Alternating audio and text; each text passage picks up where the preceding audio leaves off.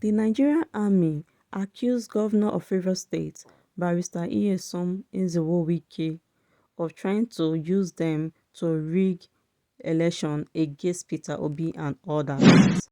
He promised to offer them hefty financial inducement to help in his illegitimate act. And when they refused to compromise, he accused them forcefully of being biased and trying to thwart free and fair election process. Equally of grave concern is the daring attempt by the governor of Rivers State, His Excellency Barrister Nyesom Nzewo-Wike, to compromise security agencies, particularly groups of 6th Division Nigerian Army, with hefty financial inducements to help him in his illegitimate act of thwarting a free and fair electoral process to his favor, while at the same time accusing the Nigerian Army and its command hierarchy of being biased daily. Apparently, Governor Wike must have underestimated the Nigerian Army's commitment to being professionally responsive in the discharge of our constitutional roles. Inec chairman Professor Mahmood Yakubu disclosed this yesterday in Abuja at a meeting with resident electoral commissioners (RECs). He considered that the elections raise a number of issues that require immediate, medium and long-term solutions. According to him, while the planning of the election was done, its implementation came with challenges left unforeseen. This is our third meeting in less than 2 months. Like the last two meetings, the purpose is to discuss the conduct of the 2023 general election, arising from the presidential and National Assembly elections held a week ago, and with the governorship and state assembly elections holding next week. It is imperative to review performance and assess preparations. No doubt, last week's national elections raised a number of issues that require immediate, medium, and long-term solutions. The planning for the election was painstakingly done. However, its implementation came with challenges, some of them unforeseen. The issues of logistics, election technology, behavior of some election personnel at different levels, attitude of some party agents and supporters added to the extremely challenging environment in which elections are usually held in Nigeria. We appreciate the sacrifice and doggedness of Nigerians and the dignity and maturity displayed by political leaders, even in the context of divergent views about the election. A lot of lessons have been learned. Of immediate concern for the Commission is how the identified challenges can be addressed as we approach the concluding phase of the general election, involving the largest number of constituencies, 28 state governorship elections, and 993 state houses of assembly seats.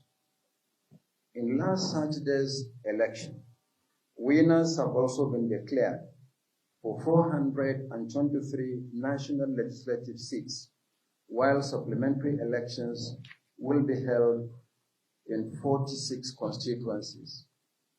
In the Senate, 98 out of 109 seats have been declared. So far, 7 political parties have won senatorial seats, while in the House of Representatives, 325 out of 360 seats have been won by 8 political parties. In terms of party representation, this is the most diverse National Assembly since 1999 and is illustrated in the table I have provided in my speech. Take the Senate, for instance. Parties in the Senate are as follows, and the number of seats. APC, 57 seats.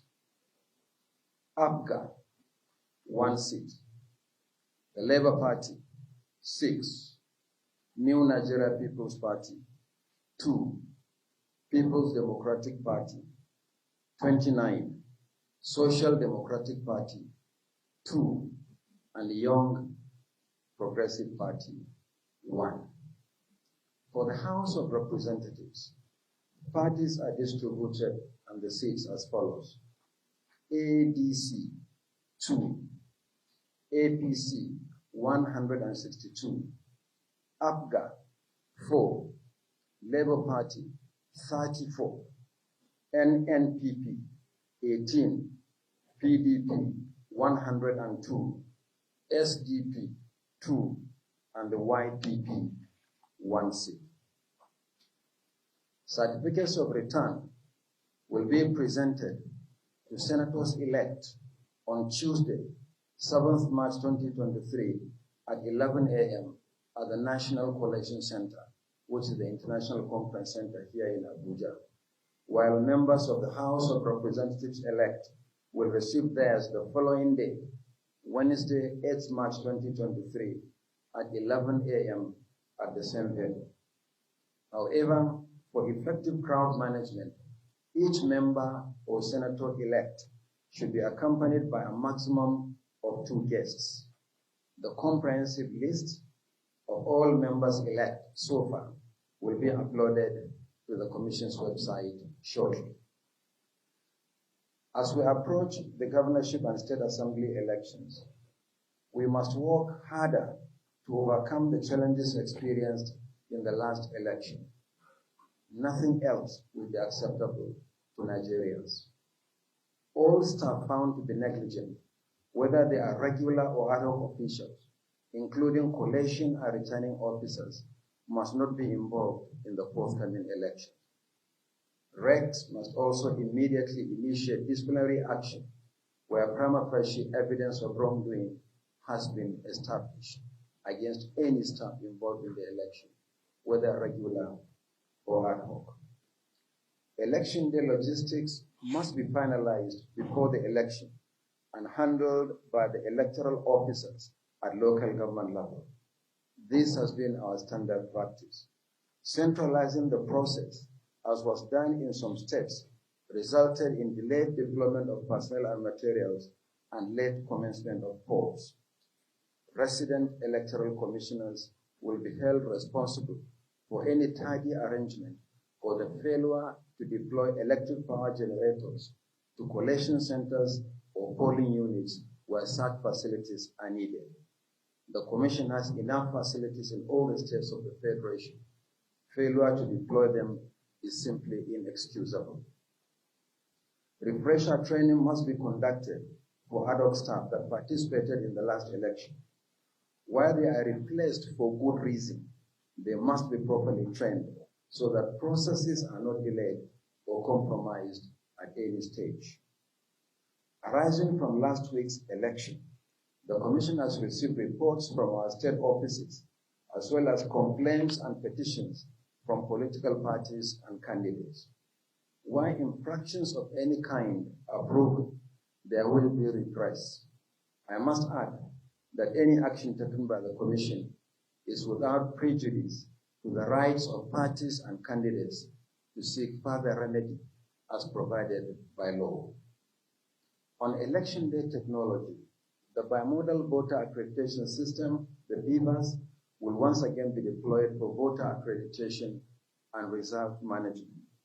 The deployment of BVAS has gone a long way to sanitize voter accreditation, as can be seen from the results of recent elections. Since last week, the Commission has intensified the review of the technology to ensure that glitches experienced, particularly with the upload of results, are rectified. We are confident that going forward, the system will run optimally.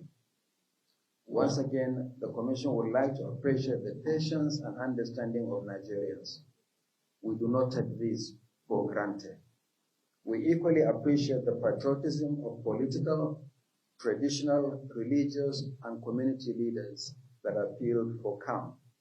Similarly, the Commission appreciates the role of heads of election observation missions, some of whom are still in the country.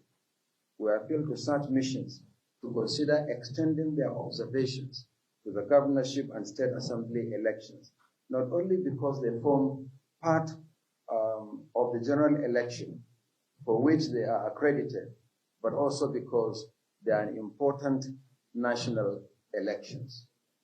In the same vein, the Commission appreciates all domestic observers for their preliminary reports, which will help us enormously as we conclude the election.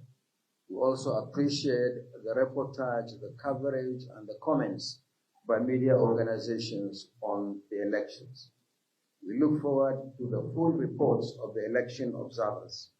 We also wish to assure them that we will engage with them once again and all segments of the Nigerian society in a comprehensive, multi-stakeholder review of the election in earnest.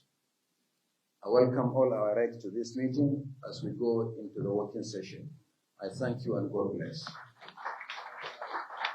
Thank you.